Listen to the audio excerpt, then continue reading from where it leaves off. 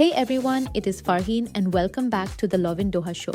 I hope you are all having a fantastic day and staying dry as those thick grey clouds start to roll in over the city. It is Thursday, April 9th, 2026, and we have an absolutely packed episode for you today. We are covering everything from your wallet and your health to some very important global updates and even a little bit of local wildlife.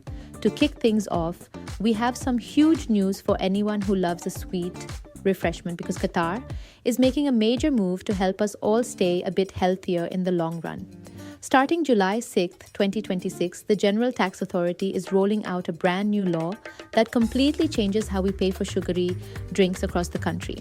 Instead of just a flat fee like we have seen in the past, the cost will now depend on exactly how much sugar is packed into that bottle or can you pick it up at the store. This is what they call a tiered volume model, which basically means the tax amount is directly tied to the grams of sugar per milliliter. So if a drink is super high in sugar, the tax will be significantly higher too. It is not just sodas either, because the list is expanding to include juices with added sugar energy drinks and even those powders and concentrates we use to mix drinks at home. This 3-month transition period gives local businesses and shop owners plenty of time to update their stock and maybe even rethink their recipes to keep prices friendly for us shoppers. It is a really smart way to guide the community toward fresher and more natural alternatives without all those hidden sweeteners that we often don't think about. On a much more serious and somber note, our hearts are truly with Lebanon today, as the situation there remains incredibly heartbreaking for everyone watching. Recent airstrikes have caused over 250 deaths and more than 1,100 injuries, leaving so many families in deep grief and in desperate need of urgent support and medical care. Qatar's Ministry of Foreign Affairs has officially condemned these strikes in the strongest terms, calling them a blatant violation of international law and a serious breach of United Nations Security Council Resolution 1701. Qatar is leading the call for the international community to step up right now and stop the violence immediately. The goal is to protect Lebanon's sovereignty and ensure that everyone follows international laws to prevent any further loss of innocent life. It is a time for global solidarity, and we are seeing that message loud and clear from our leadership here in Doha. Adding to this complex diplomatic conversation, Qatar's former Prime Minister, HBJ, has shared some eye-opening insights regarding the overall regional situation. He is warning that the current claims surrounding ceasefires are a calculated risk, and he argues that some parties might be using tactical loopholes to keep the door open for more conflict later on. He mentioned that while the recent 2-week ceasefire agreement between the United States and Iran that was discussed for Islamabad is a hopeful start, he fears these temporary timelines only leave the region on tenterhooks and in a state of constant anxiety.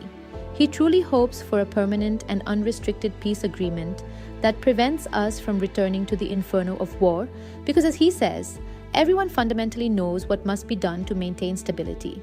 He is basically saying we need to stop the cycle of temporary extensions and find a solution that actually lasts, so that the hopes that blossomed recently do not just evaporate into thin air.